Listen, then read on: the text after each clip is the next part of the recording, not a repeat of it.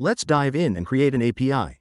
Click New HTTP request, give it a cool name, let's go with Demo API. Now for the URL, I'll be using an API set up earlier for this demo. It's simple, whatever we enter in the body gets mirrored back in the response just like a reflection. We'll explore how to define the body part later. For now, let's move ahead. Forgive me for typing as slow as a snail, really need to change my keyboard. Phew, that's a lot of typing, but I'm glad to be finally done here. Now, hit send and wait for the response. We've got our response. We'll check out how it echoes back in a bit. Alright, time to spice things up. Let's add a few body parameters and see how the API mirrors them back. We're going to make a few changes here. The name will be set to Evan Wilson, the age to 18, and the hobby to coding.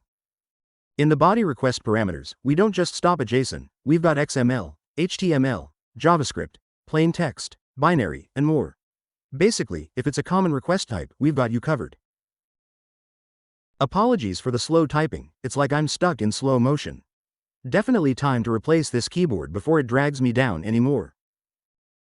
Now we're at the hobby section. Apparently, my hobby is not making you wait. Trust me on that. Phew, finally done here.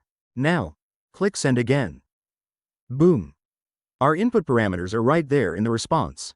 Take a closer look. This API mirrors exactly what we send in the JSON, same name, same age, same hobby. Just like a mirror. Now, let's save it. One click on save and check the left panel. There it is, Demo API saved and ready to roll.